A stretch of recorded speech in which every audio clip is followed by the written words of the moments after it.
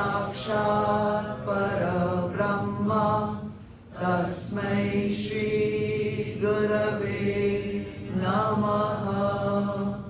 अखण्डमण्डलाकारं व्याप्तं येन चराचरं तत्पदं दर्शितं येन तस्मै श्री गुरवे नमः। हरि ओम श्री गुरुभ्यो नमः। हरि ओम। ध्यानमूलं गुरुर्मूर्ति पूजामूलं गुरुर्पदं मन्त्रमूलं गुरुर्वाक्यं मोक्षमूलं गुरुर्कृपा। ॐ शान्ति शान्ति शान्तिः। ॐ सहना भवतु सहनौ भुनक्तु सह वीर्यं कर्वावहै तेजस्विनावधीतमस्तु मा विद्विषावहै। ॐ शान्ति शान्ति शान्तिः। हरि ओम श्री गुरुभ्यो नमः। हरि ओम। Chidarpanam. Jai Gurudev. Welcome everyone to 2023, our first Bhagavad Gita session in the new year. Happy Makar Sankranti to everyone, and hope that the entire year is filled with the sweetness of good and of course the warmth and energy of the sun. So it's nice that we are meeting today on this auspicious day, and let this auspiciousness continue all through the year. Why only through the year? Through the entire lifetime only. So most of you, of course all of you are been here before, but I would like to welcome, I think, Vandana and Ashutosh, is that right? We're happy to have you here with us. God bless. We are on the 5th Adhyaay of Shrimad Bhagavad Gita, and we have already done how many? 15 or 16? 15 shlokas. We have done 15 shlokas already, and we'll continue. It doesn't matter that you are joining with the 16th shloka, because I always believe that whenever you join, that was the time meant for you to join. So even we say, whenever you open the Bhagavad Gita, you chance upon a particular shlok to read, then perhaps that was the message you needed to receive at that time. So first, of course, for Shuddhi of our Vani, we will chant. Does everyone have a copy of the Bhagavad Gita? Does anyone need? So we'll, instead of starting from the beginning of the Adhyaay, we'll start from Shloka 10 and we'll go up till 19. Shloka 10 to 19. Okay. Vasudeva Sutam Devam Kansachanuramardanam Devaki Paramanandam Krishnam Vande Jagadguru. Om Shri Paramatmane Namaha. Atha Panchamodhyayah. Brahmanyadhaya karmani sangatyaktva karoti yaha lipyatena sapapena padmapatramivambhasa kayena manasa buddhya kevalairindrayairapi yogina karma kurvanti sangam tyaktva tvam shuddhaye yukta karma phalam tyaktva shantimapnoti naishtikim ayukta kamakarena phale sakto nibadhyate sarva karmani manasa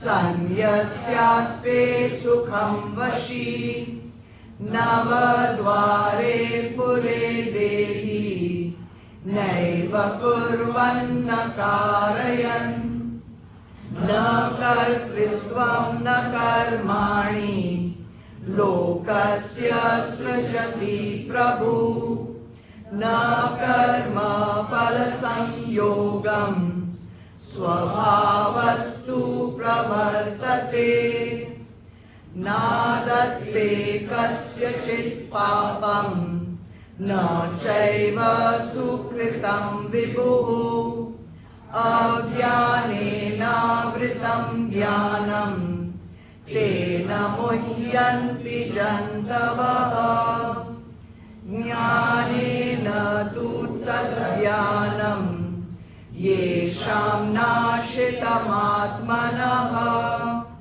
teshamadityavat jnanam prakashayati tatparam tadbuddhayastatatmanam tannishtastatparayanaha gacchantya punaravrittim jnana nirdhuta kalmashaha vidya vinaya sampanne brahmane gavihastini shuni chaiva shvapake cha pandita samadarshinaha ihaiva tairjita sargo yesham samye sthitam manaha nirdosham hi samam brahma tasmad brahmani stitaha. Om Tat Sat. Adhyaay 5. Karma, Sannyas, Yoga. Karma is action. Sannyas is renunciation. Yoga is union with the Supreme. How at each Adhyaay of Shrimad Bhagavad Gita is another technique, another art, another skill, another method in which one can unite with the Brahma, with Supreme, the Supreme Absolute Infinite Being. So through doing karma, means through doing action, having a renunciation of the action which you are doing, you are achieving that highest goal of yoga.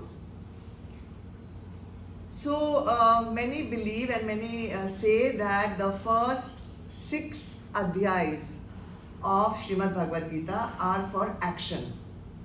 The next 6 up to 12 is for bhakti. Both karma and bhakti are the processes of purification. So out of the 18 adhyayas of Bhagavad Gita, 12 are for purification. So you can understand the importance that one has given to the sadhanas that just lead up to Gyan. Then after those 12 adhyayas are over, you have finished this purification process, then the last 6 adhyayas are devoted mainly to Gyan. But we should not get some wrong impression that only karma is to be done in the beginning, then only bhakti is to be done, because you cannot separate the three. Without any knowledge what you will do in karma yoga, you still need to know who to do samarpan to. You still need what is karta bhav, what is bhokta bhav. So there is always going to be the three paths moving together. But the purification process is mainly through Karma Yoga. And don't forget, Karma Yoga or purification includes action and devotion. So bhakti and action has to go together. Both of them together constitute purification or Chitta Shuddhi. So for Chitta Shuddhi, you need good action. Good action means what? Good action means you do the actions which are prescribed by the Vedas. Right? First thing. Second, you do your Swadharma. So according to your Varna, according to your Ashram, whatever is prescribed for Varna and Ashram, that you have to do according to your own Varna and your own Ashram. You know what is Varna, you know what is Ashram. By now that is clear. Then whatever you do it without having the ownership of the action. Karta bhav. No karta bhav. Then if there is no karta, means there is no I am doing, then you do not have to expect any particular result of that action. Jo bhi aaya, wo prasad. No bhokta bhav. Then, just because every action is going to get some karma, then I will not do only any action. Let me just sit there without doing anything. That is also not possible. So you have to do action. It is compulsory. So that is one more point. What else is there? 100%. Whatever you do, you surrender 100% to that Supreme Being. So there also no ahankar comes. So when you do all this for outside actions as well as inside actions. Inside action matlab bhakti, devotion, prayer. Some people get ahankar of that also. I do so much prayer, I do so much jap, I do so much this, I do so much that. That also has to be done in Karma Yoga Bhav. Then what happens? Purification happens. Then of course, that's not the end, that's just the purification part. After that, all the conditions of Gyan Yoga will come in. So this fifth Adhyaay, which we are doing now, it's a kind of transition. Bhagavan, when he made the Bhagavad Gita, he always gave trailers of the next Adhyaay, always gave trailers of what is to come. Trailer, in movies they have trailers. So here also we have some trailers. So here is a transition going from pure action to bhakti action, and then it will go into Gyan action. Okay? So we have done 15 shlokas already last time. Let us chant once again, 16. Together we'll chant. Where is it?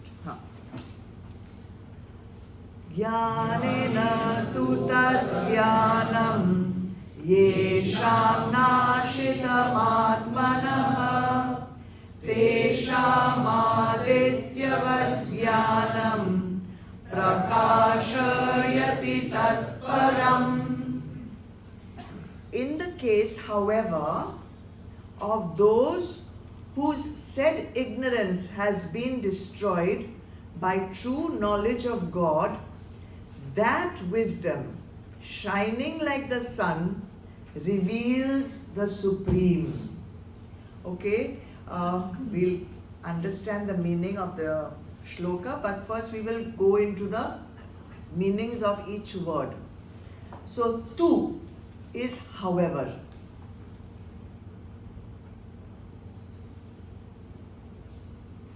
Yesham, whose.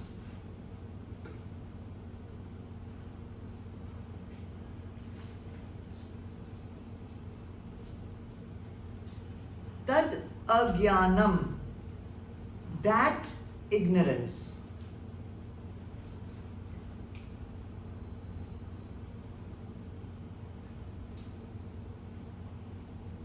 Atmanah, of the self.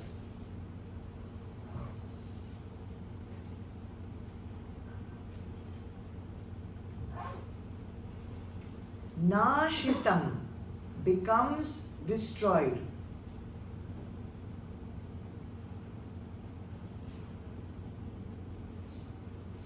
Jnanena, by knowledge.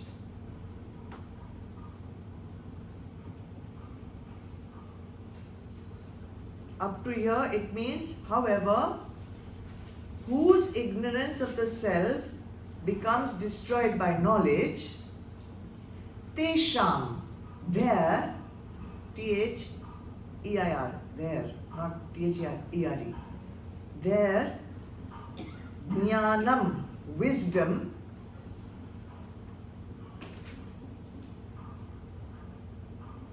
prakashayati, reveals,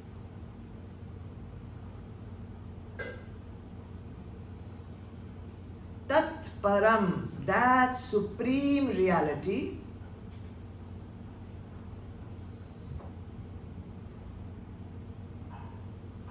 adityavata, like the sun. Aditya is sun. So the one whose ignorance of the self is removed, is destroyed, what happens? Their own wisdom reveals that highest supreme reality, Brahma, Atma. How? Example, like the sun. Okay.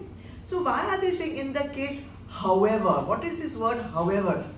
Why however? Because if you see in the earlier shlok which we did last time, shlok number 15, Bhagavan is talking of those in whom the knowledge is covered by ignorance. See, you can read that. The omnipresent God does not partake the virtue or sin of anyone. Knowledge is enveloped by ignorance. Hence, it is that beings are constantly falling a prey to delusion. So, in the earlier shloka, we talked about those whose ignorance is covering up their knowledge, and therefore they are going into moha, delusion, ignorance. Now, in this 16th shloka, we are, however, opposite. We are going to talk about people whose ignorance is destroyed. Ignorance is destroyed, then what will happen? Knowledge gets revealed. So what is this agyanam? What is this ignorance? Ignorance means no knowledge. You don't know. You are not aware of who you are. That is the ignorance. Not about you don't have any school degree, you don't have any college degree, you don't have PhD. Not like that. Not that ignorance. Ignorance means main kaun hu, you don't know. You think you are what you see. You think you are body. You think I must be what my thoughts are, my mind. I am thinking about all the things, my concepts, my intellect. I am Indian. I am this politically inclined. I am this profession. I am this, that. All these things, everyone thinks like that. Everybody thinks like that before they realize through satsang that there is something more to me than all this what is outside available to my five senses, right? And because of that, because we don't know who we are, we have a wrong understanding of who I am, that also leads to wrong understanding of what sansar is. Obviously, if I don't know who I am, then I don't know who you are, and all of you together constitute sansar. So continuous, like for everything we are ignorant. Even about who I am, who you are, what everything in this world is. So we are deluded. In another way, we are also what he calls earlier mohit. We are also in delusion. So we need to have some spiritual maturity. When spiritual maturity comes, you will be able to understand that whatever we see here, including ourselves, is just a superimposition. Superimposition means something is there, on top of that some other notion is there, like movie on a screen. Everything is that only. The reality is the screen. The movie is just moving pictures being projected with the light. That is not reality. Movie khatam hua to picture gaya. Screen remains. So we need to have that understanding through spiritual wisdom, spiritual maturity, spiritual understanding. That what we are seeing is not the only reality. It's not the only reality. There is a reality more than what is visible with the five senses. I say visible means hearable. I don't want to say all those long words, okay? Now, till this spiritual maturity comes and till the understanding comes, what is a sadhak supposed to do? How can he move ahead with this wrong understanding? So, till that time, you need faith. Till that time, you need Shraddha. Shraddha on the teachings of the Vedas. If you go on questioning, Arey, but I cannot see, how can it be a reality? What is this? What is that? Then your gadi will not move forward. You will be stuck. So you have to have that faith in the Vedas. You have to have that belief that till I can understand it and make it my own truth, let me believe what the Vedas are saying. And then only you can go ahead. Okay? So, this becomes difficult. Again, faith is also difficult, especially people who are very intellectual, people who want proof, people who have been used to, being very scientifically inclined. They find it very difficult to say that if I cannot see, it cannot be true. Because science depends only on visible proof, tangible proof. So till then, how will I be able to understand this? That something is so all pervasive, you all are saying it is everywhere and I cannot see, how is it possible? So Bhagavan Krishna also knew that, Vyas also knew that. So he gives examples. So in this shloka, example is given of Aditya, the sun. So what is the example of the sun? So in 2 or 3 ways we can take the example of the sun. Now, and it's good, today is Makar Sankranti. The sun has come up in the northern hemisphere. We are all here to worship the sun and we have got example of sun only. Now you know that the sun always shines, right or wrong? What about at night? It's not shining at night. It's shining somewhere on some part of the globe, right? Yesterday I was teaching the Shishus about how it travels in the northern hemisphere and how it travels in the southern hemisphere. They understood very well. Yes, Jainam? So, you don't need anything to prove that the sun is shining, right? It is always shining. In some part of the globe, the sun is always shining. We don't see it at night because we are not facing the sun at that particular time. Yes or no? So we cannot say that the sun is not shining. It is shining. Only we are facing the opposite direction. Same way, our drishti, our eyes are always facing away from knowledge, away from Atma. Our drishti is facing sansar. Our drishti is facing jagat. And all 5 senses are bahir mukhi. All 5 senses are facing outside. But you said Atma is outside also, Atma is inside also. But first you have to experience it within yourself. And that we are not able to do with the 5 senses. So, when we are focusing on the outside sansar, we cannot focus on the inside. Where our drishti goes, there we can focus, and where we will focus, we will understand. So, idea is to bring the indriyas, the gyan indriyas, the organs of perception, our drishti should turn inwards. So, whenever we will be able to focus on the Atma, we will be able to slowly understand what is Atma within us. Okay?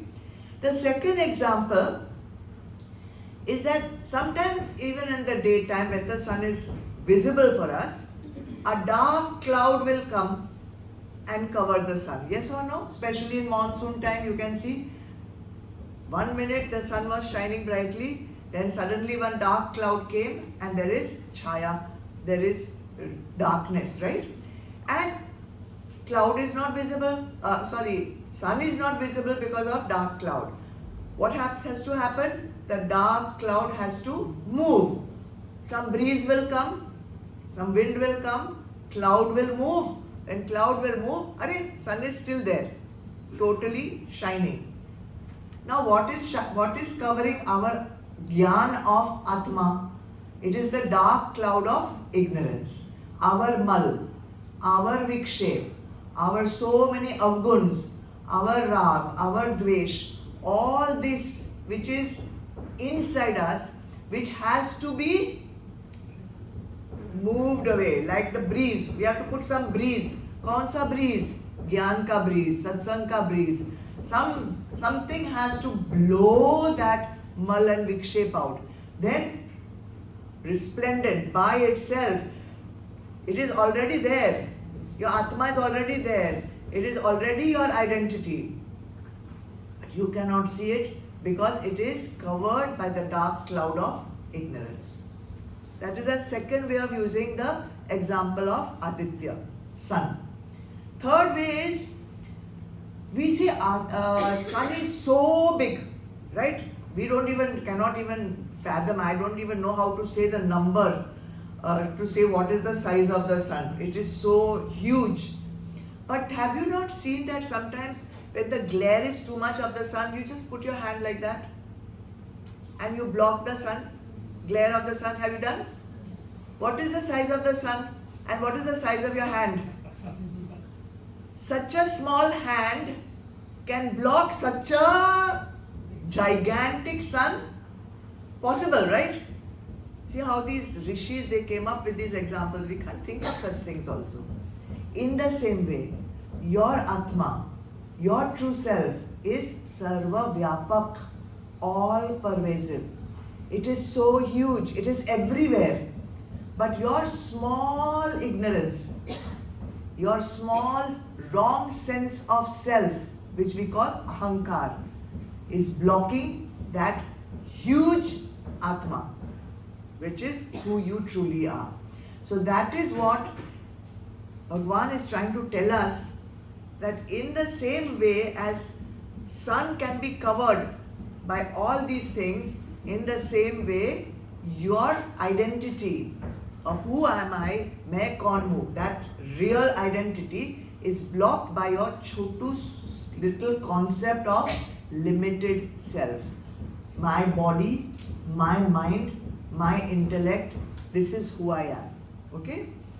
Now how will this ignorance be destroyed? Because we want to destroy it, right? Nobody wants to live with a false identity. We have got so many degrees and so much knowledge and so many colleges and so many institutes we are members of. Yes, we have learned so many things and yet we don't know main kaun hu. So this has to be destroyed. This wrong concept has to be destroyed. So Bhagavan says, how will it be destroyed? Jnanena atmanaha. It will be destroyed by knowledge. Destroyed by knowledge. A thing, and we have said this again and again, a thing can only be destroyed by something that is diametrically opposite it. For example, if there is darkness in this room, I want to destroy the darkness in this room, what do I have to do? Put on the light.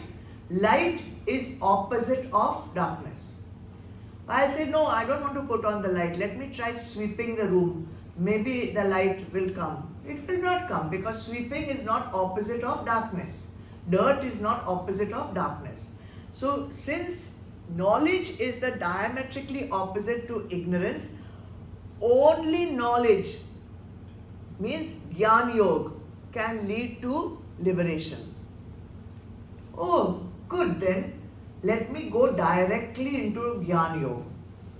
Let me jump directly into Jnana Yoga. Ye kya karma yoga, this bhakti, shakti, I don't want to do.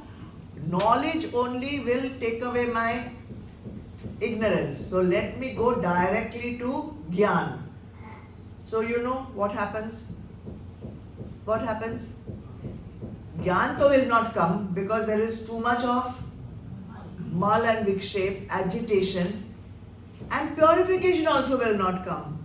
So you are stuck in step number 1 only. Neither you are getting the purification, neither you are getting the jnana. And what is worse, na? See, knowledge is also a bondage. It's a sattvic bondage. There are bondages which are tamasic, there are bondages which are rajasic, and there are bondages which are sattvic also. So, what is this bondage of knowledge? The knowledge, ahankar of having a lot of knowledge. But if there is still ahankar, then that knowledge cannot take you anywhere closer to your goal. So, no purification means, let's just get it clear in our head, no purification, no chitta shuddhi means no knowledge. No knowledge means no moksha. Clear? So what is this process? See, even in school, you can't go directly into solving, what do you call them? What? Theorems, and you cannot directly go to trigonometry and all some big words. First you have to learn 1 plus 1 is 2, then you have to learn 1 multiplied by 1 is 1, then you have to learn 1 divided by 1 is 1. So many basic things you have to learn. You can't go directly into PhD, right? So in the same, spirituality also has a process, right? So, to be able to get jnana, now we are going backwards, okay, backwards. For getting moksha, you need jnana. To get jnana, you need to be qualified for jnana. Qualified means, for qualifications, you know them very well. You can say loudly, all of you together. Vivek, Vairagya, Shat Sampatti, Mumukshatva. So, to get moksha, you need jnana. To get jnana, you need sadhana chatushtay. You need the 4 qualifications. To get the 4 qualifications, you need purification. Clear? Chit Shuddhi. To get that, you need Karma Yoga. Karma Yoga includes action as well as devotion, bhakti and actions. Now, once this process is completed, and everything is a process, right, Vijay? You cannot have a ready-made car unless it goes through the whole process of all the steps 1, 2, 3, 4. Directly gaadi nahi aayega. So, once this process of spirituality also gets completed, then what happens? Spontaneously, by itself, automatically, your answer will come to you. Your self will reveal itself. Just like when the dark cloud moves, sun is already there shining. Your Atma is already there shining. Only thing is you have to remove the unnecessary stuff which you have collected over so many lifetimes. After that, what will happen? After that, what will happen? That is what the rest of today's shlokas are telling us. After that, what will happen? What is this process of aparoksh anubhuti? What is this process and what is it exactly going to mean? What exactly happens? What is that? And after that, the biggest benefit is what? That after this lifetime, you do not have to come back with any more births.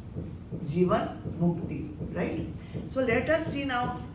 This is going to be interesting. What exactly is this process involved? What is this realization process? We have got manufacturing processes, we have these processes, digestion process, breathing process, nervous process, this process, but what about my realization process? So frame by frame, second by second is going to get revealed in the next 2 or 3 shlokas. Okay, let's go on to number 17 together.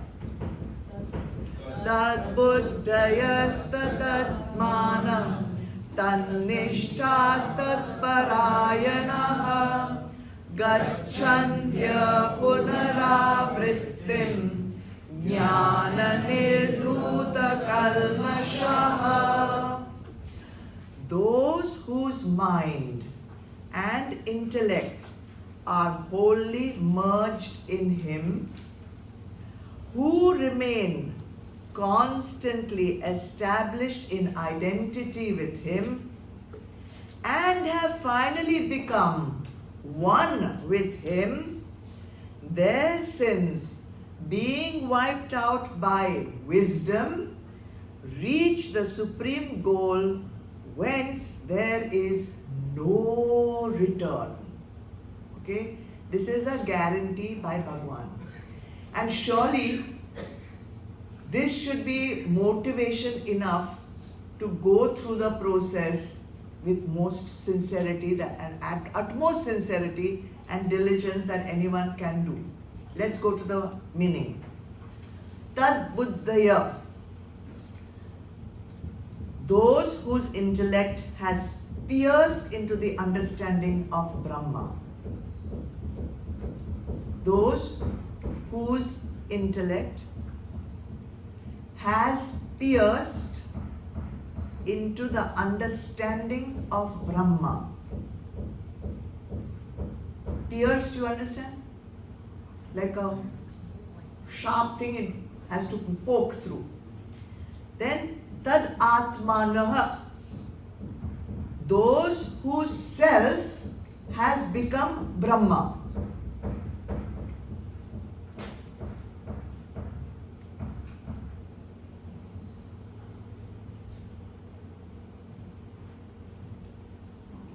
Tad nishthaha. Those who are firmly established in Brahma.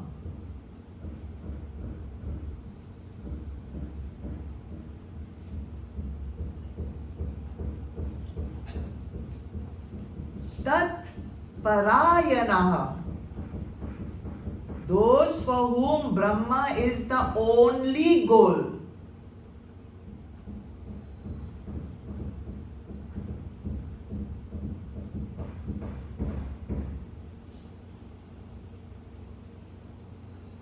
Did you see that there are 4 conditions already? Huh? What happens for them? Gacchanti, they attain.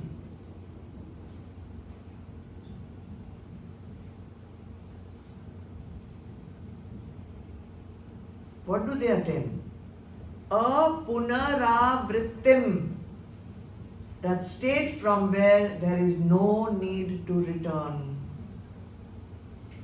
Punara, again, that state from where they do not have to come back.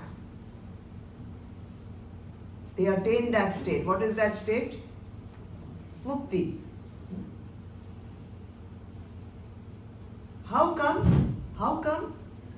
Kalmasha, their sins.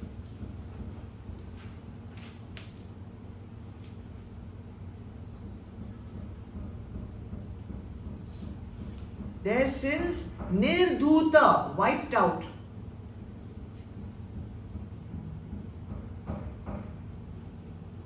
By what? Jnana, wisdom.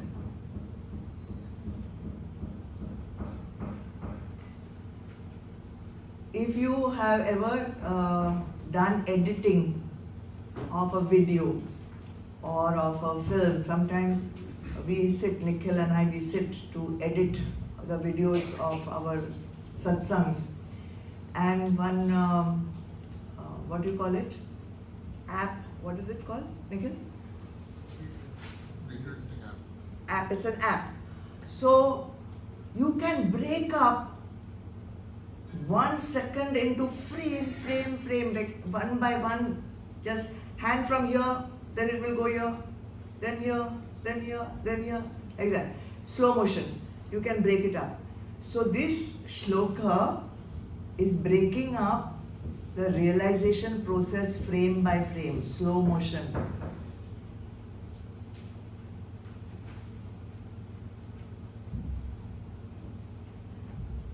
So now we are going directly into the Gyan Yoga process. Yes, all that Karma Yoga is over, Bhakti process, Chitta Shuddhi is over. Now we have come to that beautiful point where Tad Buddhaya, intellect is just going to pierce into the understanding of Brahma. Can you imagine there's a movie going on and there's a balloon somewhere and something is going to come and it's going to pierce the balloon. We are at that point. Okay, we are at that point. The Adhyaay is going to get pierced and something is going to happen. You want? We all want, right? So, our intellect has to go through Adhyaay, has to go through the what we call veil of ignorance. Veil of ignorance, parda hai. Uske through jana hai. We have to. If there's a parda and there is one hole there, somebody makes a hole, you can't see everything, right? You just need to make one chotu si hole over there. So that hole, first hole is understanding, samajh. That is what will pierce through the veil of ignorance, samajh. It's the most necessary first step for learning. For example, let us take Gopal. Gopal has to sell diamonds and do your suppose Gopal has to do business of diamonds. Before he does any business, if he is a good businessman, he will have to learn everything about diamonds. He will have to understand what kind of diamonds there are, how many cuts are there, how many shapes are there, how many facets are there, how many carats are there, what color of diamonds come, what is the cost of the diamond, where is the source of the diamond. So many things you had better learn. So if you start understanding, then only you will be successful in whatever you are going to do. Right or wrong, it applies to everybody's business, whether it is diamond or whether it is fabric or whether it is aeroplane or whatever it may be. So the first thing is even just understanding. So how do we understand and what do we have to understand for this? This. We have to understand Shastras. How will we understand the Shastras? Possible through satsang. So the first part is through satsang, through the teachings, through the examples of Aditya Tattva, like that. So many times in Atma Bodh, every shlok has an example. Because these understandings, these teachings are so abstract that it's very difficult to grasp the concept. So through understandings, through examples, you will understand. Shravan. This is Shravan. Listening and understanding. After that, Manan. You have to contemplate on what you have heard. I told you we have gone directly into Gyan Yoga. So the 3 steps of Gyan Yoga, Shravan, Manan, Nididhyasan. So first comes Shravan in Satsang. Then comes Manan, contemplate. When you contemplate, then what you will do? You will start applying the knowledge. Without applying, it is just data. So you need to apply. Through Nididhyasan, you have to apply. Means you have heard here many things. You have written down many things. If it remains in the book, Gyan is not going to happen. Oh, you have to go home, you have to think about it. Then you have to see, in my life, where can I apply this point? So you will implement the knowledge. While implementing, you will have to think, oh, there is something called Sat. Oh, there is something called Asat. There is something called Dharma. There is something called Adharma. There is something called Shriya. There is something called Priya. So which one am I going to choose? Because as you said, choice is there in every second of your life, right? So to make that choice, what you have to use? Viveka. Your first qualification, Vivek. So you'll use Vivek. Then you'll understand, this is the good one, this is the good choice, this is the wrong choice. So what will you do? Will go with the good choice or the wrong choice? You'll go with Shreya or you'll go with Priya? Shreya. So therefore you have to have Vairagya for Priya. So with Vivek, applying Vivek, Vairagya will come. Vairagya will come only if you have applied Vivek. Without that, it is just suppression. And suppression cannot lead to Gyan. Because at any weak point in your life, that whatever you are trying to suppress will come like a volcano out. So you will have Vivek, you will have Vairagya, you will develop Vairagya, you will train for Vairagya. And what are the tools you will use? Your 6 inner wells, Shat Sampatti. You will need that, Shama, Dama, Uparama, Titiksha, Shraddha, Samadhan. You will need those things. These are your tools, that's your toolbox. And when all this is implemented, one deep yearning will arise within you. For what? For union with the Supreme. A deep yearning which supersedes everything else, all other desires. And only when that deep yearning, where you are ready to do Vairagya of everything, not just Vairagya of your gulab jamun, or not just Vairagya of your batata vada, or whatever kind of chocolate cake, a Vairagya of everything. If you are ready to renounce, Tyag, you remember Aparoksh Anubhuti on Thursday, right? Tyag. Nidhi Dhyasan Tyag is renouncing Prapancha, entire universe ka concept, you are ready to do Tyag. When that mumukshatva arises, I tell you, nothing can stop your aparoksh anubhuti. Nothing. So, this first step, tad buddhaya, is at that stage where you have completed this Shravan, Manan, Nididhyasan. You have done Vivek, Vairagya, Shat Sampatti, Mumukshatva, yearning, restlessness. You want it and you want it now and you don't want anything else. At that moment, that story is there na, that I must have told you all many times, but I'll tell again. So there is one Shishya, he goes to one Rishi or some Guru and he says, I want moksha, I want to meet Bhagavan. You go now, come back after few years, you are not ready. After a few years also he goes, not ready. Again and again, I'll make it short. 3-4 times he has come. Finally, he says, why you are not giving me that special kripa or whatever? Just give me moksha. He says, you want it badly? Yeah, come.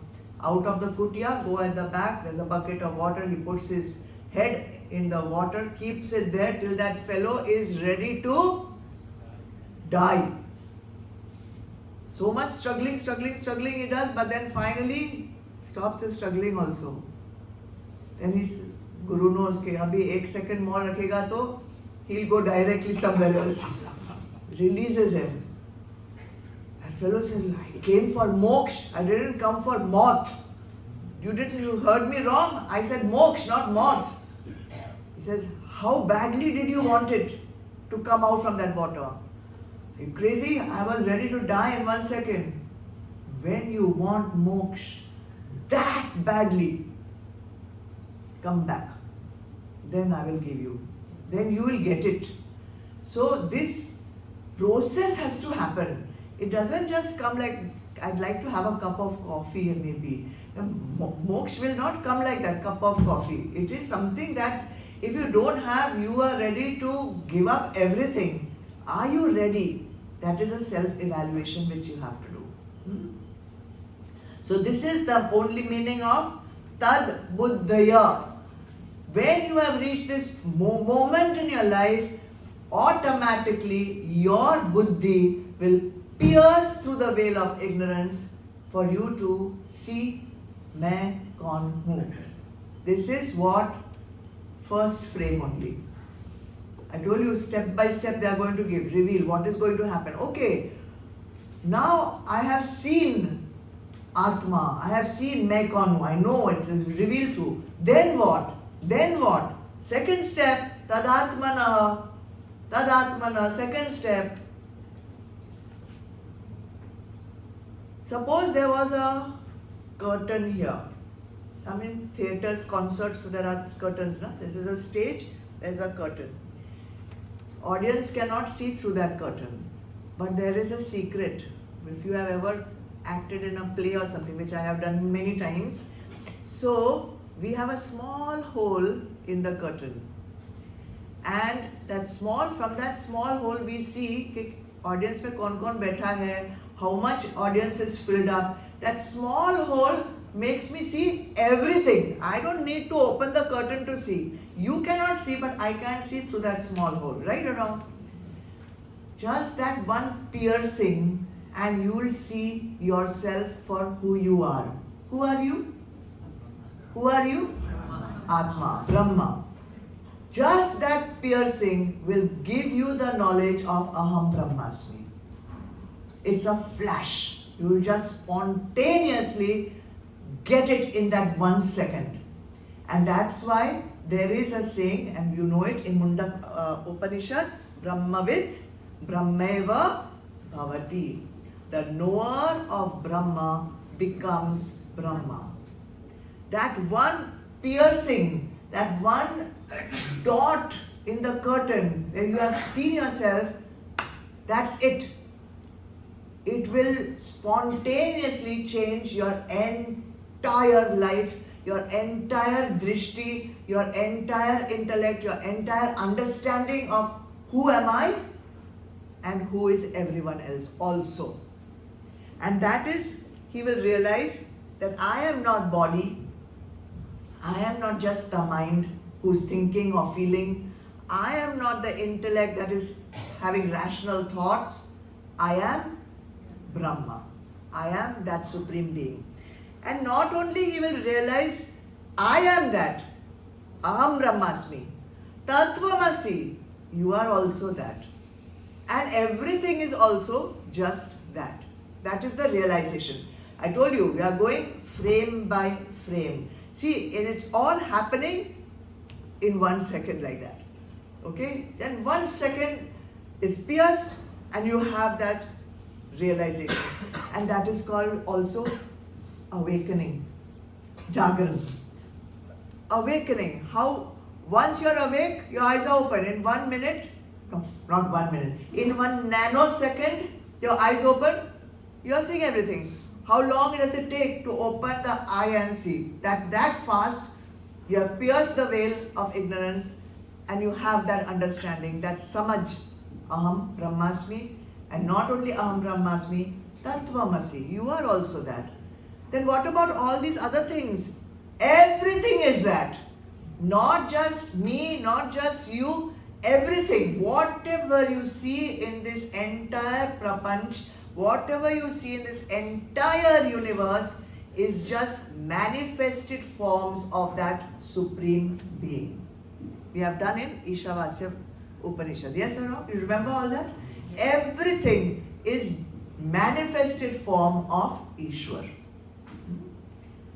And that is why Jivo Brahmeva Na Paraha. This Atma and that Paramatma Na Paraha. No difference. Just one and the same. But for that, such a long manufacturing process is there. You have to go through. So the first step is understand, implement the understanding, and then pierce it. But you know how many steps are there? Shravan, let's count. Manan, Nididhyasan, Vivek, Vairagya, Shat Sampatti, Mumukshatva, 7. 7 steps, then pierce. Then Khatam. Khatam nahi. There are 4 steps here also. So first step was Tad Buddhaya. Second step, now you know who am I. You know who I am. Tad Atmanaha. You know Atma in Sanskrit has many meanings. So here it is meaning Brahma. I am that Brahma. Tad. Every time this word Tad is coming, na? Tad is actually Tat. Tat is Brahma. So I am that Atmanaha. I am that Buddhaya. That. Third step, Tad Nishthaha. Tad Nishthaha. What was that? Firmly established in Brahma. Don't forget, this piercing was 1 second. This self-realization was also one flash. Not enough. If you get a flash and then you go back to tamas, no point. Khatam. You have to be firmly established in this understanding. Firmly established in this knowledge. Nishtha. You know the word. We have learned the word Nishtha. Conviction. To be absolutely sure. There is no doubt left. No, but what if question doesn't come? What if? No. I have understood it. I am fully believing it. What am I believing? I am believing that I am Atma. I am believing that I am Brahma. Now, to get this Nishtha, we have to get rid of another Nishtha. Now, the thing is, see, when we are born, we are still in the arms of our mom and dad and all. Then the mother, father takes you to the mirror. See, baby, where is Bittu? This is Bittu. Again and again, Bittu. See, this is Bittu. Like, very good, Baba. You know. Where is Mummy? That poor child will look. I am Mummy. Who is Daddy? This is Daddy. God. Till that thing goes into their head, I am Bittu, Tittu, Pittu. Why? I don't understand. Why you don't go to the mirror, show them, Brahmasmi, why don't do that? You know, we ourselves don't have that so much. How can we put it for our children? So now that poor child is growing up, I am Bittu, Tittu, Pittu, right? Now he will grow up.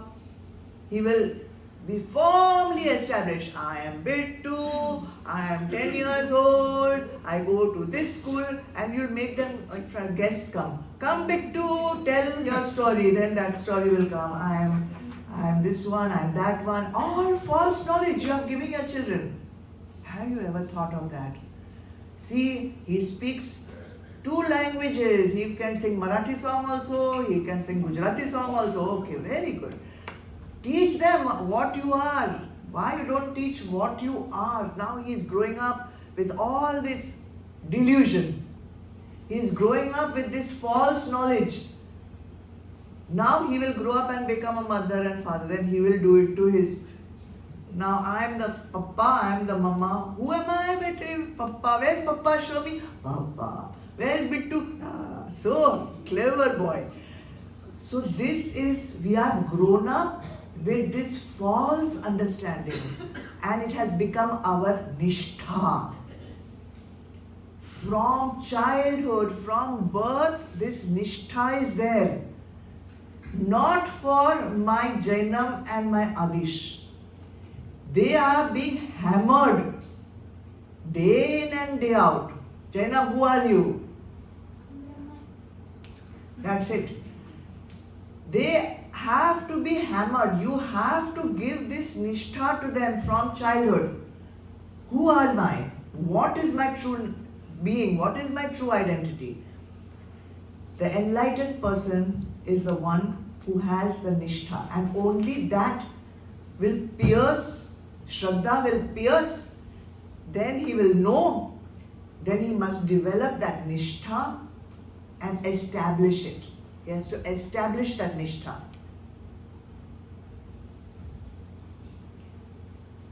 See, You all are students of Vedanta. Are you not? But yet, you encourage the false knowledge to your children. Even you now treat them as BMI only. There is no change in the way we are as Vedantic students teaching our children, or those who are not even exposed to Vedanta. Same way you are raising the children, exactly the same way. So if you want to reach that stage, first you have to have that nishtha, and only if you will have that nishtha, you will encourage your child to develop that nishtha. Okay. See if you, how to explain, an actor who is taking part in a drama.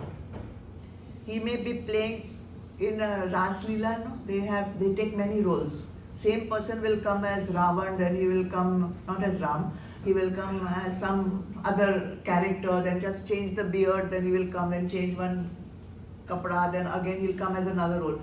He may play many roles, but deep down he knows, I am none of these people, I am none of these characters, I am only playing a role in this Ras Leela. Actually, I am Mr. XYZ. He knows that. In the same way, we have to develop that. I am playing the role of a mother. I am playing the role of a spouse. I am playing the role of a daughter. But I am Atma. I am Brahma. And I need to recognize that true identity which I am. Tad Nishtha. So first was what? First step was what? Tad Buddhaya. Piercing the veil of ignorance. With what? Buddhi. With Buddhi. Buddhi will be used to pierce it. Then second step will come. Tad Atmanaha. You will see yourself. See, I told you frame by frame. It is all happening immediately in a nanosecond. Okay? And then it takes some time. You have to develop that nishtha. And finally, the fourth step will come, Tat Parayana. Tat Parayana, only goal will be moksha. No other goal is left. No bucket list, no vasana, no desire, nothing is left. Now only I have single pointed goal, ekagra. I am just going down this road. All my actions are only to go there. I can take other people with me, but I am going there. Like a river leaves the mountain, it has only one purpose. What is that purpose? Go to the ocean. Only it has to go down to the ocean. That is its only purpose. On the way, takes other people with. Takes the wood, takes the logs, takes the people, takes the boat. Doesn't change its course because somebody says, "Nee, I don't want to go here. River, you go there." No, I am going here. Tere ko aana hai to aaja. I am not going to change it because you don't want to come here. In the same way, Tat Parayana, Para. Para means highest, right? And Ayana, objective. Higher objective. Only I have this highest, not higher also, highest objective, highest goal. No more desires, no more needs, no more expectations, nothing. And that will happen. It will happen spontaneously if you have pierced, if you have known, if you have got nishtha, then the highest goal only will remain. Because what else is there to live? What else is there for that person? So, somebody who is not yet enlightened or not yet reached these 4 steps, they will say, but what's the benefit of all this? What's the benefit? Because everyone wants to know the benefit first. Is it worth it for me to do all this? So Bhagavan says, Jnana Nirdhuta Kalmasha. All your sins will be wiped out. Sins means what? Karma. Sins means vasana. See, all this is one blow, in one sweep, it's gone. No longer have to worry even about sanchit karma. What is sanchit karma? All accumulated karmas of all previous lives lying in wait.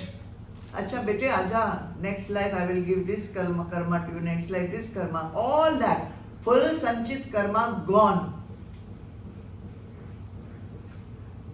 Why? How?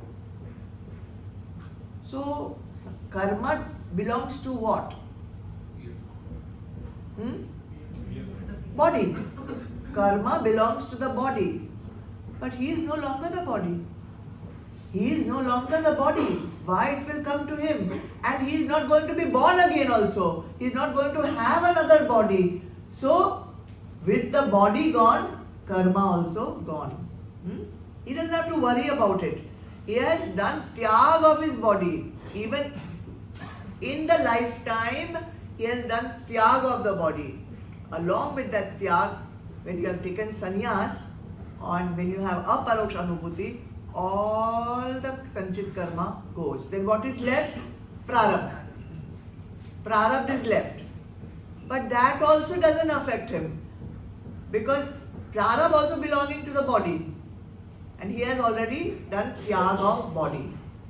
So, he lives his life knowing this prarabdha is there, it is of the body, but he has that nishtha is so strong that I am Atma.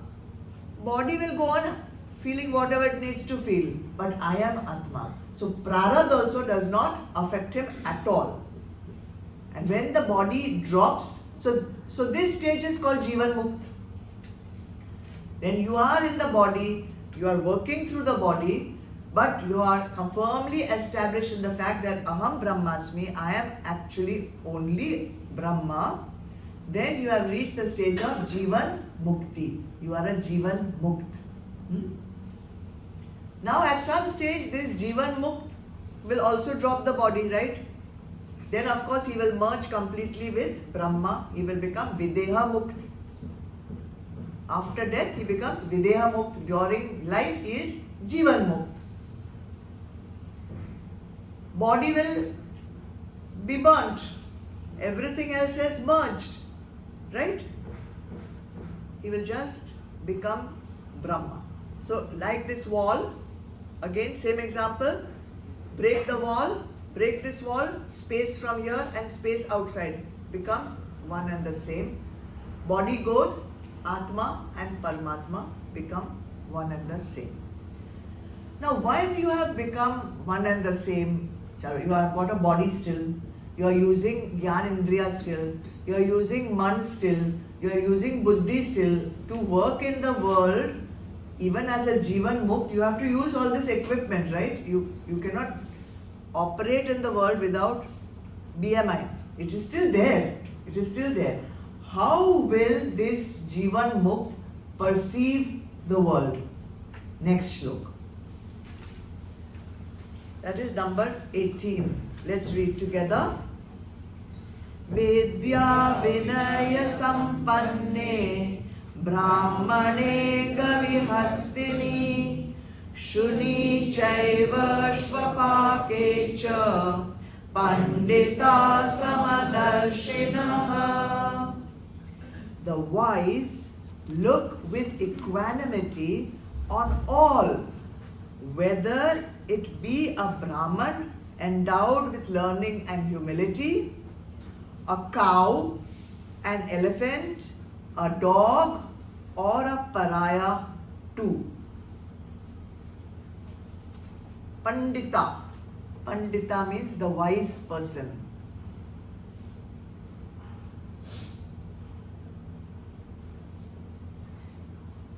Samadarshinaha looks with equal vision. We also say equanimity. Looks with equal vision or looks with equanimity. At what? Brahmane.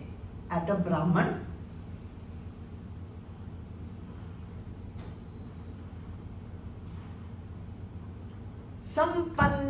Sampanne, who is equipped with, sampanna, full of.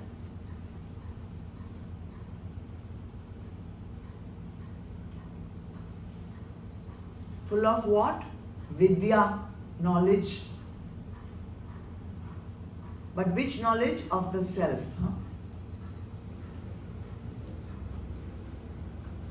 Vinaya, humility.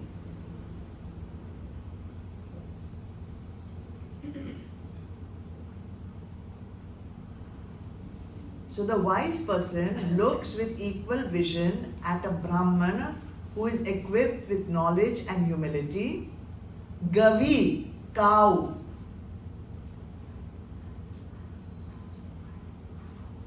Hastini, elephant.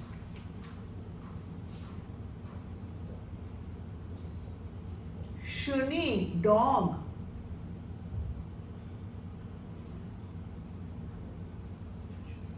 Chaiva, and also, and even. Shvapake, the one who eats dog meat. Chandal, the one who eats dog meat. So the person who is considered wise, who is a person who is considered wise? Who has got wisdom. What is wisdom? Experienced knowledge. Experienced knowledge. How will he look at the world?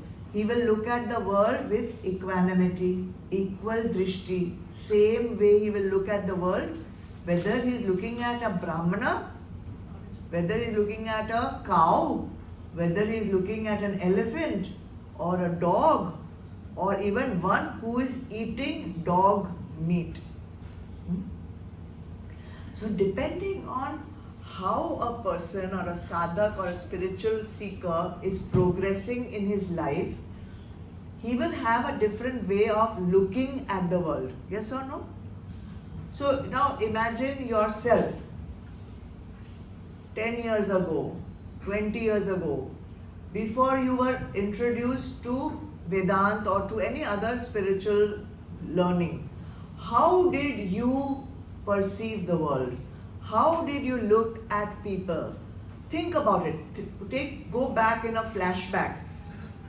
You would have seen everyone as someone separate from you. Yes or no? Yes. Even now, maybe that thing is happening, but definitely those who have not been exposed to spirituality, they would have definitely seen other people as you are you and I am I. Then, in every situation, you would have seen your selfish interest. What will I get from this? What can I take? You would not be a giver. You would have definitely been by you, I also, all of us. We would see ourselves as what can I get from this situation, not what can I give. Definitely, I mean, let us be honest, yes or no? And based on that, you would have evaluated people, you would have judged people. What is priya for you would have been good. What is not priya for you would have been bad. So a person not exposed to this teaching would perceive the world in that way. Yes? Broadly, I'm not generalizing, but more or less I think it would be that way, right? Now let's say you have been exposed to satsang, you have been exposed to the teaching, then somewhere at least your way of looking at the world would have changed. Yes or no? Would you feel that any exposure to spirituality will change you at least a little bit? Yes. 100%. I cannot imagine it cannot change you. So at least theoretically, you will have understood, Atma is same for everyone. You have understood Naam and Roop ka concept. You would have said, Bahar se everyone is different, but I know, we are all the same. You will have at least that theoretical knowledge, whether you are able to implement it or not. Yes? Fair. way of looking at the world. Maybe you'll implement the knowledge when it is easy to implement it. Easy means it's not a very trying situation. But the minute the situation becomes a little bit personal, something difficult, then it becomes, hey, who the hell do you think you are? You know, you have forgotten that, Are Atma, I am the same as you, we are one and the same. All that knowledge becomes very, very strong in satsang. But when you go back to your home, hopefully it stays that way, but sometimes you may slip. Sometimes, okay? You will still judge people. You will still form opinions based on Naam and Roop. Right? So that is again some change. Now, no knowledge of Vedanta, some knowledge of Vedanta. Now let's see what is the Pandita's way of looking at the world. Pandita is the wise. Who is the wise? The one who has used his wisdom, has used his vivek to get vairagya, has used his shat sampatti, he has developed mumukshatva, and he has pierced the veil of ignorance. Tad buddhya has happened, tad atmana has also happened, tad nishtha has also happened, and tad parayana has also happened. How will such a person view the world? Bhagavan says he will view the world with samdarshana, equanimity, equal vision. Such a person would be a jivan mukt. Such a person would be a jivan mukt. He would be absorbed fully in Brahma, and he will perceive the world and all the beings in the world as one and the same. Not that he see people and say, "Arey, same, ditto." No, outside is different, but the truth, the tattva of that person is same, one and the same. One nice phrase I read somewhere, that a Jivan Mukt who has risen above his own ego, they call him egoless individual. Egoless individual means no more false idea of who he is. So he has recognized his own divinity. If a person has recognized his own divinity, but has not recognized the divinity of the other, cannot be one who is realized. Then it is still just a theoretical knowledge, or it is ahankar again, which is quite bad. So such a person who is seeing with equanimity everyone and everything, that is the sign of realization. If you want to ever find a lakshan of who is realized, that person who can see the same in everyone, that person has realized. Then there is no more rag, there is no more dvesh, there is no more judging, there is no more differences, one and the same drishti, one and the same love for everyone, one and the same treatment of everyone. His intellect has pierced that wrong concept of Naam and Roop. So, who does now Bhagavan has given us 4 examples of different kinds of people. What are they? Brahmana, then same Brahmana, Gavi, cow, elephant, dog, and eater of dog. So who is a Brahmana? Who is a Brahmana? A Brahmana simply is nothing to do with caste, and there is nothing like caste. Okay, first and foremost remember there is nothing like caste. This is a wrong word thapkoed on us by the Portuguese. Okay, Varna is not a caste. Varna is a color. It's a propensity. It's an ability to have certain qualities, propensities, talents, strengths. Okay? So a Brahmana is one who knows Brahma. Jivan Mukta. Here it means Jivan Mukta. The one Brahmana is the one who knows Brahma. This person who is knower of Brahma is, they say, equipped with knowledge and humility. Knowledge, who am I? And sometimes you may think that I have got the highest goal. I am Brahma, and you get arrogant about that. Then know that this is some false delusion. One more delusion you have added. In addition to I am BMI, now you have got the delusion of I am Brahma also. So a person who has truly known Brahma will be humble. Vinay. The one who sees Brahma in himself and Brahma in everyone else also. So there is one saying in Sanskrit, Vidya dadati vinayam. The one who has true knowledge will always be humble.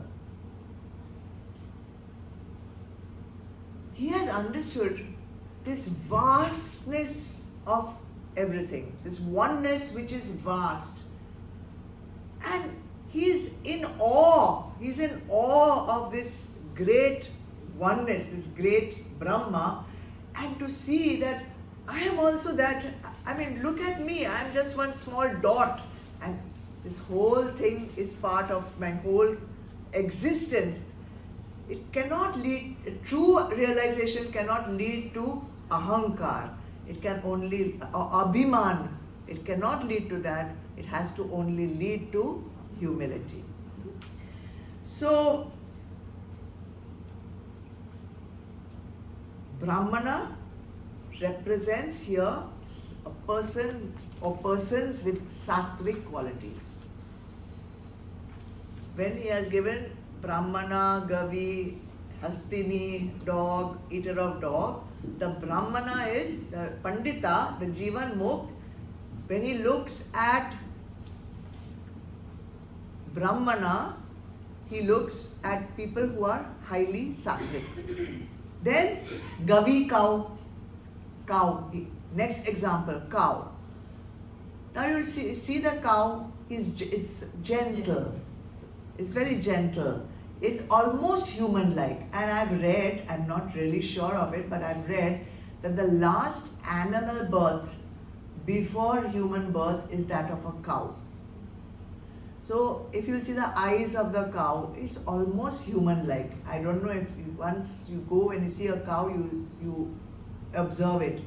So almost human-like, gentle, not going to attack you unnecessarily. So slightly rajasic because still in animal form, not fully spiritually refined. So one step lower than fully sattvic. So Brahmana, then little bit less becomes cow.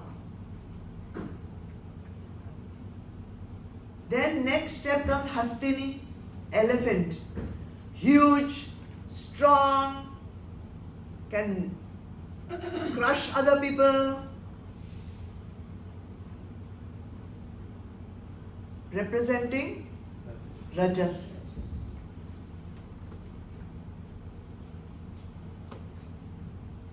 And then dog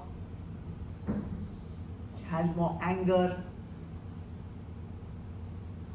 tamas, more tamas. So you are seeing all different levels of spiritual growth.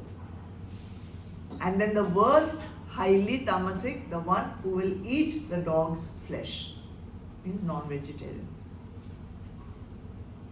So all the different levels of people, from highly sattvic going down to highly tamasic, what about all of them?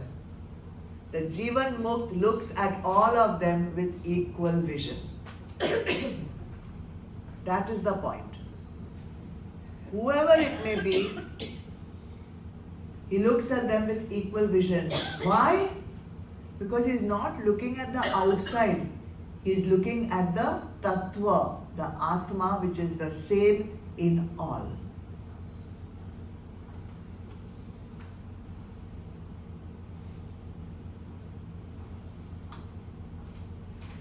So, do I have to treat all these the same? Do I have to treat the Brahmana and the Chandal the same? If I have to look at all of them with equal vision, then should I put them both on the same level?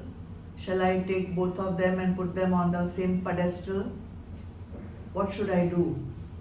So when it comes to vyavahar, when it comes to outside behavior, you have to use the law of dharma.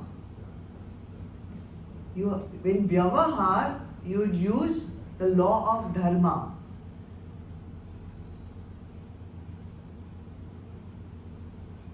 Of course, a atma of a cow and the atma of a lion is the same. But I cannot go and embrace the lion as I can embrace the cow. Right? So, lion has to be treated the way a lion should be treated. Should be kept in the cage. The cow I can bring to my house also. But I cannot bring the lion, though some people do. But, and we have seen, but not, I cannot do that, neither can you, right? Even if I bring, then I have to keep that lion somewhere in its cage safely. In the same way, the Brahmana has to be treated the way the Brahmana has to be dealt with in Vyavahar. The Chandal has to be treated the way the Chandal has to be treated. But that is in Vyavahar outside. But in my mind, in my mental drishti, I have to see they are both Atma. And that common sense should be there. So laws of dharma will apply in our outward behavior.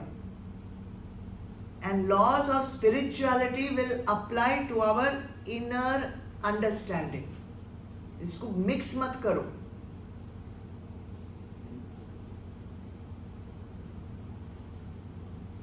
So now how am I going to get this samadarshi?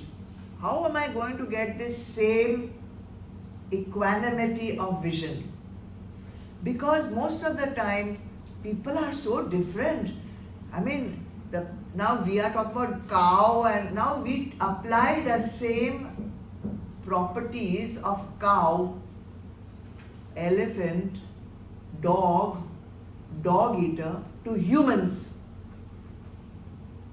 Understand? In our life, there are brahmanas also. In our life there are gavis also, cows. In our life there are hastinis also.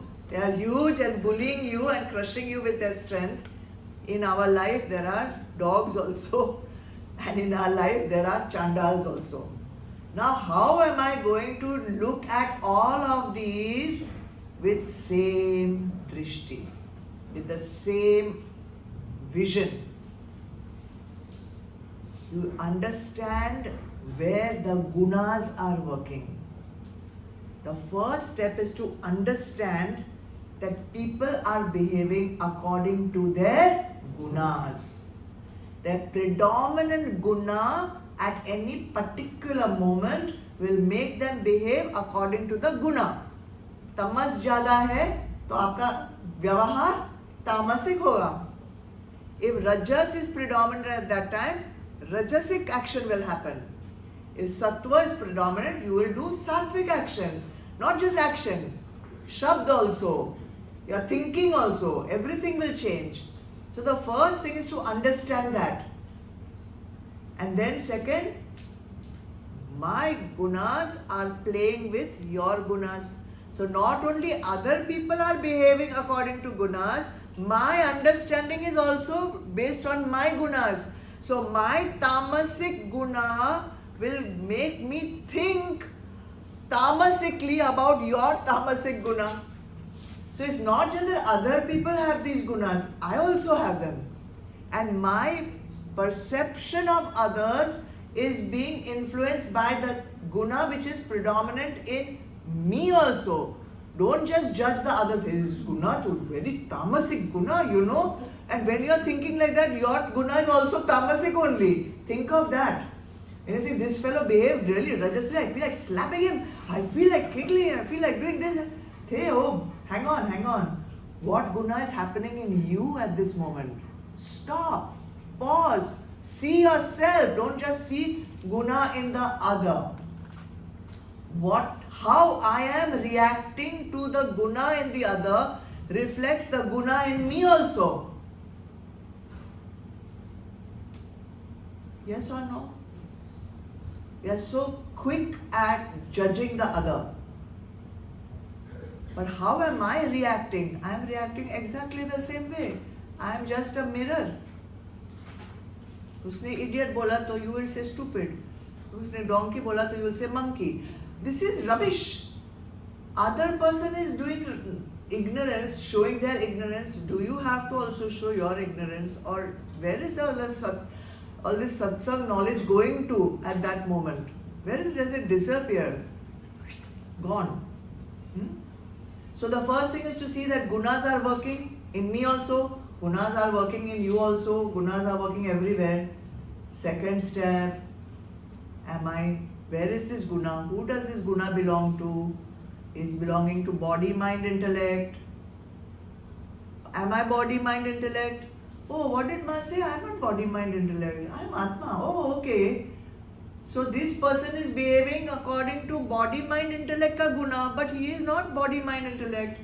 I am reacting according to my body, mind, intellect, but I am not body, mind, intellect. Separate. Use your vivek. First and foremost, understand gunas are working among gunas. Then understand, I am not the guna, I am Atma. And then understand, Atma cannot be touched by the gunas. Gunas belong to body, gunas belong to mind, gunas belong to intellect. But I am Atma. Remember chapter 2 of Bhagavad Gita. Nothing can touch Atma. No fire can burn Atma.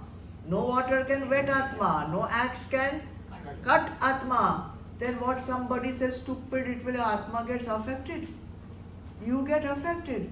Guys, come on.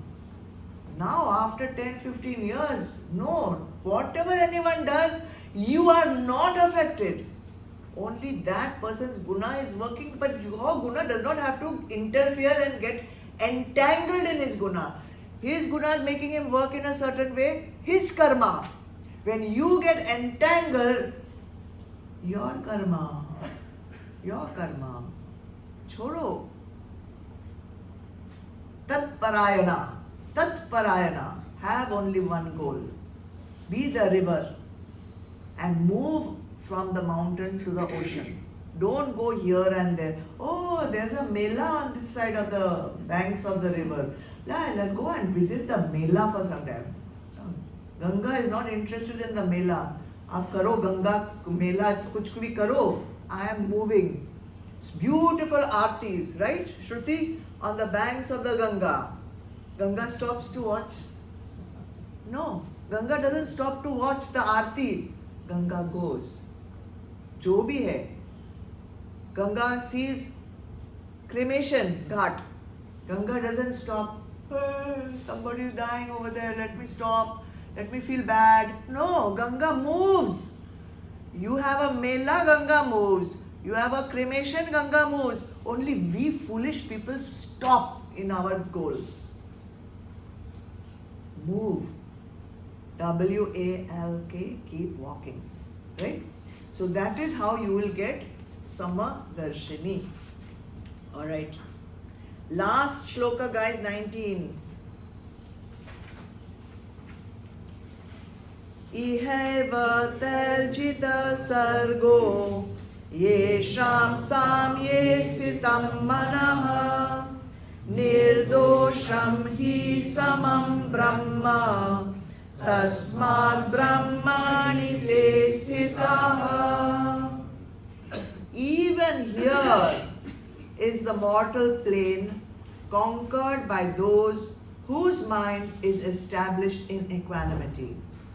Since the Absolute is untouched by evil and is the same to all, hence they are established in Brahma, the Paramatma. Take the meanings. Iheva, over here, even here means here in sansar, in this life.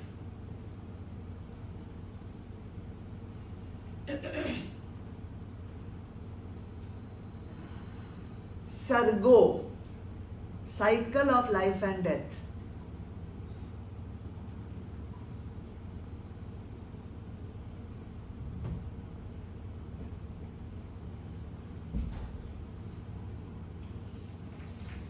Terjitaha is conquered.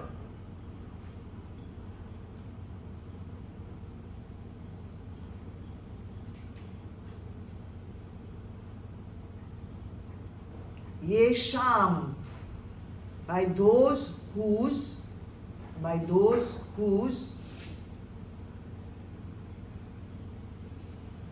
mana, mind,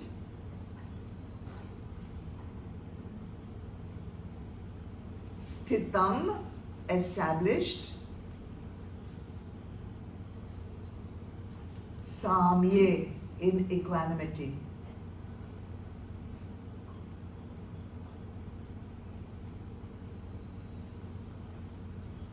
Bhagavan is giving the benefit of being established in equanimity. He's giving the benefit because you know how difficult it is not to react. It's a tapasya. वो इतना बोला उसको मेरा मुंह बंद रखने का है. How I will do? I want to give it back properly. So if you don't want to do that, there will be tapasya. Will you do it or will you not do it? If the fruit, if the benefit is worth it, then I'll do. Even then sometimes I cannot do, right?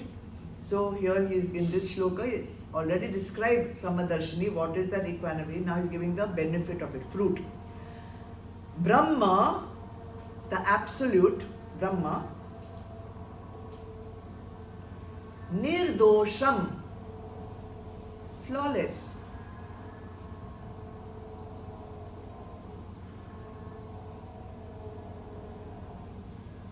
Samam, same for all.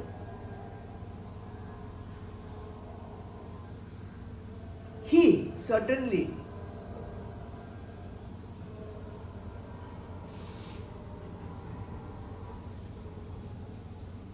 This word you know, tasmat. What does it mean? Therefore. Whenever there is a conclusion, you will see tasmat. Therefore, te, meaning they,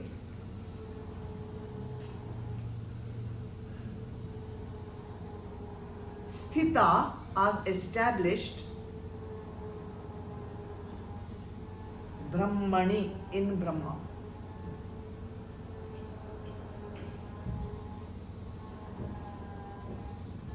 Even here means even in this mortal plane, even as a human being, I can conquer the cycle of life and death if my mind is established in equanimity. No rag, no dvesh, no up, no down, no good, no bad. Why I can do that? Because I have a nishtha. What nishtha I have? I am Atma. I have that nishtha. I am Atma. I am not the body. I am not the mind which gets angry. I am not the intellect which is feeling insulted. I am not the one who is having this emotion. I am Atma. And Atma is flawless. Means Atma doesn't feel hurt. Atma does not feel anger. Atma is nirdosha, flawless. Therefore, because I have this nishtha, I am Atma. And because Atma has no dosh, I can remain established in equanimity. So So, ihaiva, even here, while living in this body, while being in this BMI, I can do this. Now, Vedanta has different kinds of beliefs compared to some other faiths. So in some faiths, after death, they believe that that's the end.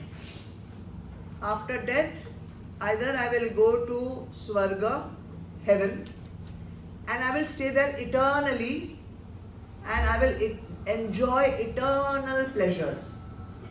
Or if I have been a naughty boy, then I will go to hell and I will stay there eternally and I will have to suffer eternal pain. Right? This is generally, some faiths believe that. They don't have that concept of the goal of life is liberation of the Atma from the body, mind, intellect. They don't have that goal of life. Their goal of life is Swarga. Okay? Swarga is not goal of life of Vedanta. Because according to Vedanta, you will be a good boy, you will get many brownie points, then you will go to Swarga, then you will enjoy the benefits of those brownie points. Back to square one. Back to earth to start the chakkar once again. So there is a difference in the goals of different faiths. It's like snakes and ladders, you know. You do some good deed, you get the ladder, you go up. Then after some time the snake bites you, you come back down. Like that. So in Vedanta, the ultimate goal is what? Liberation from the cycle of life and death. That is the ultimate goal. And that liberation is called moksha. And the thing is, you can only attain this only during your lifetime. To be Jivan Mukt, only you have to do it during your lifetime. In Swarga, you cannot. You have to come back. But we don't have to wait till we are dead to get liberation. Right? You have to do it during your lifetime. That is why it's called Jivan Mukti. But because of our ignorance, we are seeing ourselves as limited beings. Because of our ignorance, we feel chakkar to khana hai padega. This cycle of life and death is so compulsory. I have to live, then I have to die, then I have to live, then I have to die. Because of ignorance, we believe that we are destined to endless cycles of life and death. Because of ignorance, we feel we are destined to feel dukh in this lifetime. This is a very tamasic way of looking at life. Dukh to hai, that is my prarabdha, poor me, ab kya karu? No. Vedanta doesn't believe all this nonsense. This is just, you have fabricated it in your ignorant mind. Because of this limited ego identity, I feel that I am destined to dukh in endless cycles of life and death. So this limited ego identity can be and has to be and must be ended. When? Now. If not now, then when? If not in this lifetime, then which lifetime? Why? Why wait? Why wait? And this realization can only happen while living in this body. So don't think this body is an obstacle in your realization. Whatever be the condition of the body, it is not an obstacle. Oh, I have this disease. Oh, I have that problem. Oh, I will not be able to do. No, body condition is not important. Drop it. Drop that wrong understanding. Then, living in this body, you can have realization while performing all your duties. You do not have to give up anything, because doing is body-mind. Realization, is inside. You do not have to run away from anything.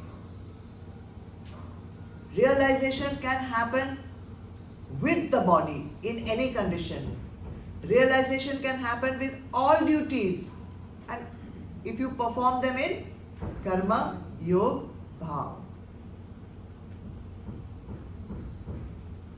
Even the vishayas that are there of sansar are not an obstacle to realization.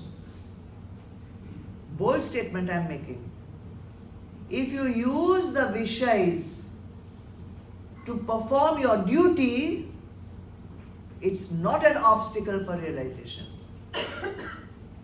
The problem is that we get attached to the Vishay and then we cannot live without it. That is a problem. But if your prarabdha has blessed you with prosperity, then use it for dharma. Use it to do your duty.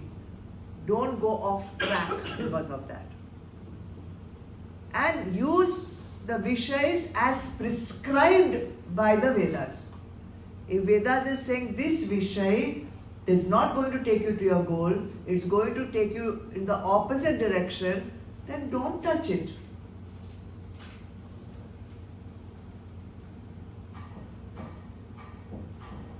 And this vivek that you will develop of which Vishay to use, how to do your dharma, how to do your duty, how to use your body, how to use your man, how to use your buddhi.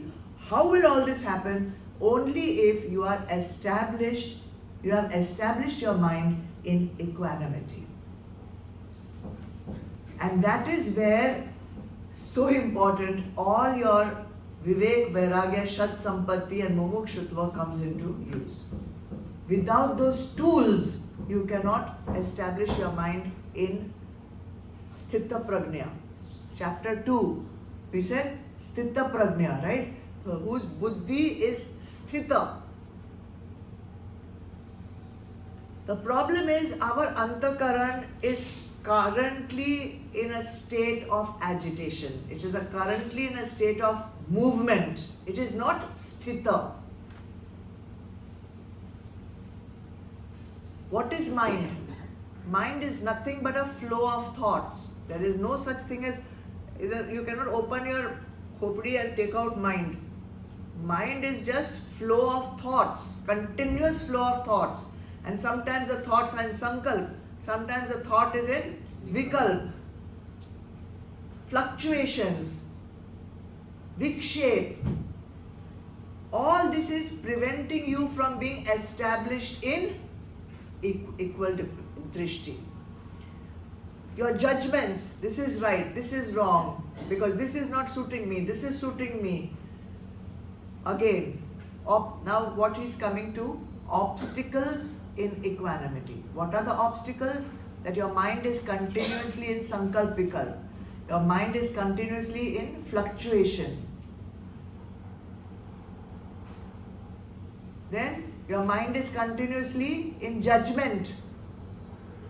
What suits me is good. What doesn't suit me, not good. Again, will prevent you from being in equanimity. What else? What else will prevent me from keeping my mind still? Likes and dislikes. Likes and dislikes. Rag, dvesh. You remember? Like and dislike, level of mind. That is the time you have to cut it right there and there. Detach from it. If you don't detach from it at that time, you allow it, not at the level of mind, at the level of Jnanendriya. Like and dislike is level of Jnanendriya. You see some, oh, so nice. Cut it right there. Otherwise, it will go to the mind. Mind is the place of emotions. Like will become, wow, I love it. I must have it. I hate it. Get it out of my sight. And then, when it goes to the level of buddhi, intellect, you will start justifying your like and justifying your hate. Then know that you are sunk, because to take it out of intellect is very, very hard work. You have to work much harder. Taking out of emotion, little less work. Taking out of like and dislike, Gyan Indriya, cut it right there. Cut it. Okay? Another thing that doesn't allow your mind to be still is all that collection which you love to collect and keep. All your past memories. He said that, she said this, he insulted, she insulted, he gave this, your grudges, he did like this, she did like this. Endless, bottomless pit. You are never going to get stillness, equanimity out of the question in this lifetime or many lifetimes after this. Doctors will tell you medicines come with an expiry date. Yes, doc? After the expiry date, if you have that medicine, injurious to health, right or wrong? All your grudges, all your insulting memories, all your pains, all he did, she did, I did, he did, this thing, that thing, this thing, all comes with expiry date. You keep it inside after that time, it's injurious to your spiritual growth. Drop it. My father did this, my mother did that. Hello, you're an adult now. You're not the age of Adish and Jainam. Finished. It's gone. It's over. My father did like this. How many years ago? 50 years ago. Alive or dead? Dead. Jane do na. He is dead now. Your memory should also die with that. क्या करने का है? Guys, what are you all doing? Huh? And of course, vasanas. Unfulfilled desires. Most dangerous. Because they are the ones that will give you next birth. If you fulfill them, dangerous. They will lead to greed. You don't fulfill them, anger. If you fulfill them and you, I'm the only one who got it, Abhiman. You got more than me, jealousy. Either way, you've had it. Either way, whichever way, you've had it. Vasanas have to be treated how? Samaj. Cannot be treated by suppression. Cannot be treated by repression. Samaj. Titiksha.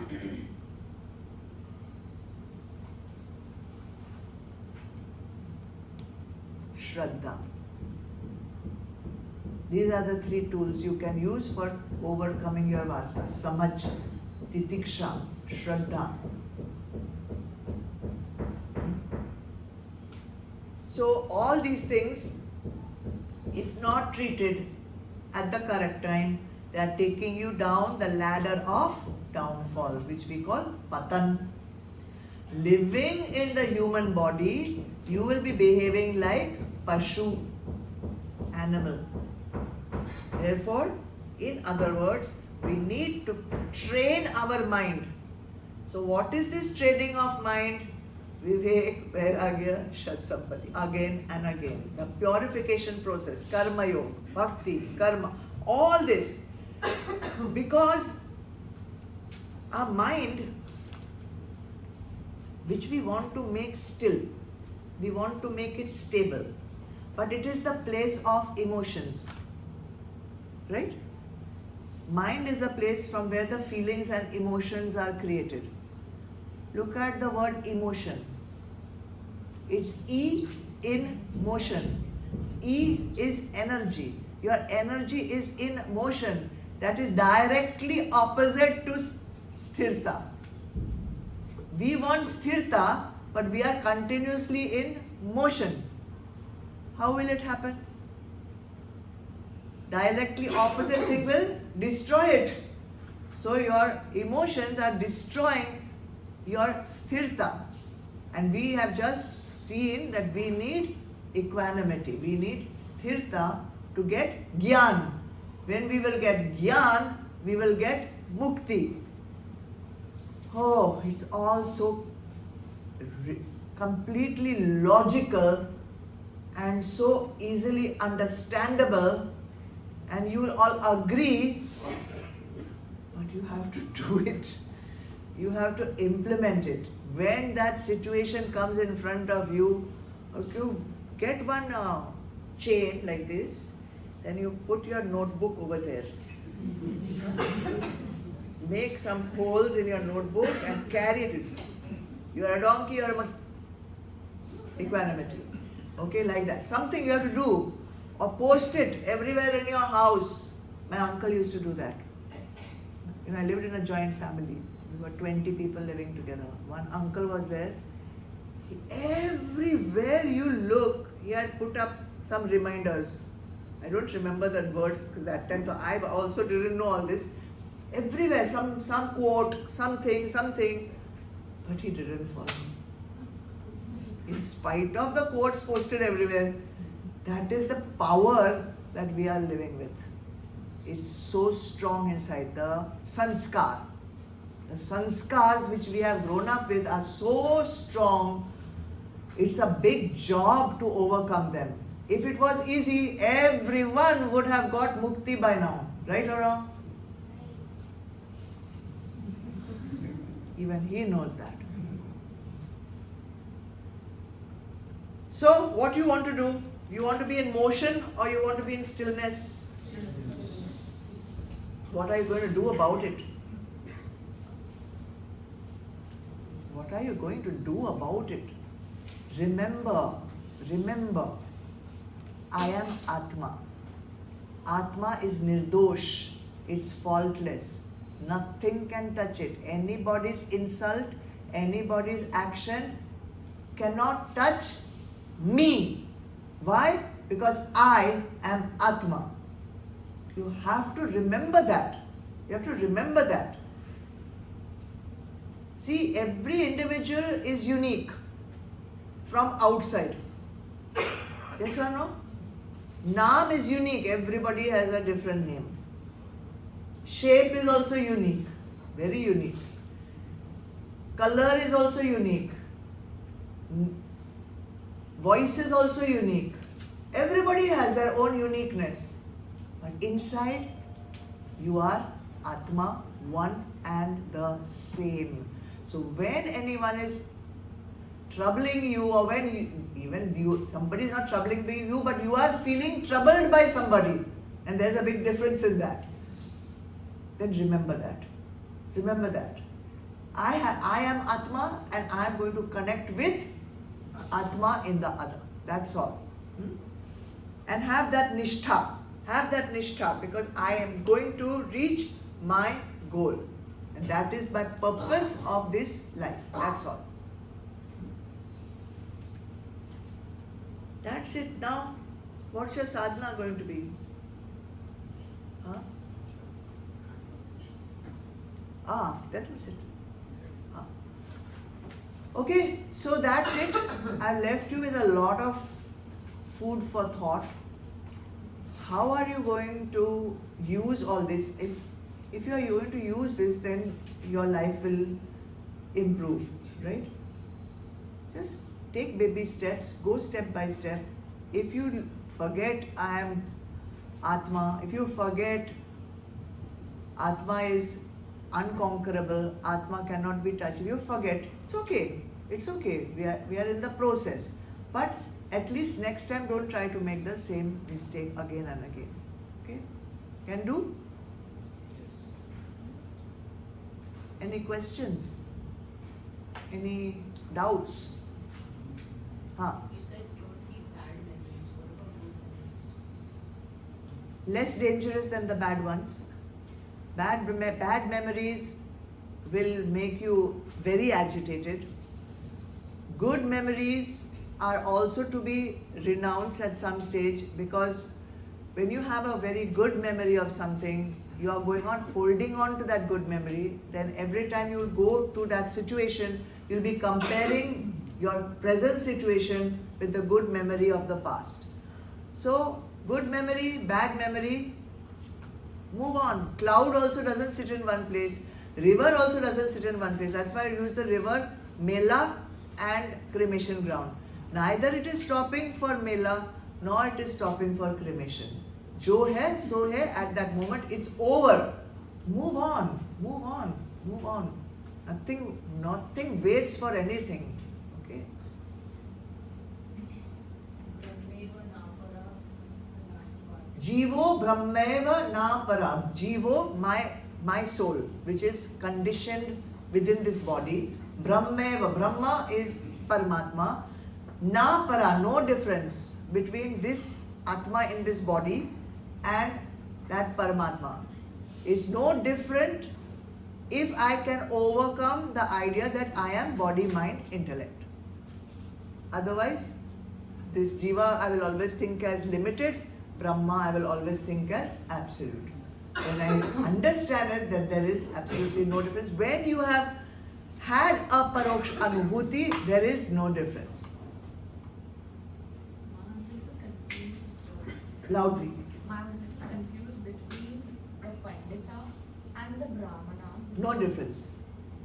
In the 18th shloka, but we are seeing the Pandita is looking at the Brahmana also as the same level.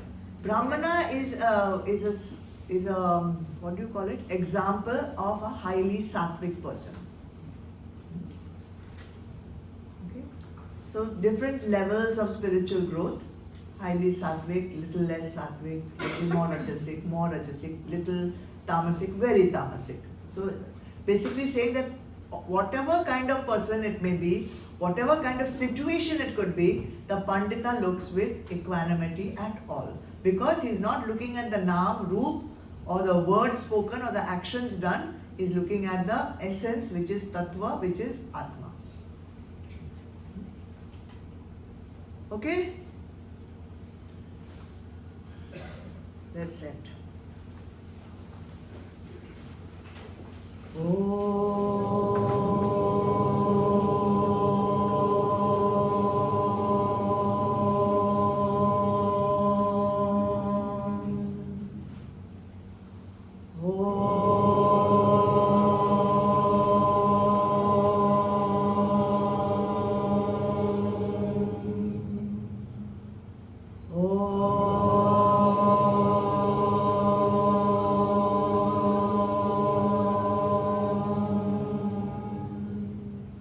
Asatoma sadgamaya tamasoma jyotirgamaya mrityurma amritangamaya. Om Shanti Shanti Shanti. Om Purnamada Purnamidam Purnat Purnamudachyate Purnasya Purnamadaya Purnamevavashishyate. Om Shanti Shanti Shanti. Hari Om. Shri Gurubhyo Namaha. Hari Om.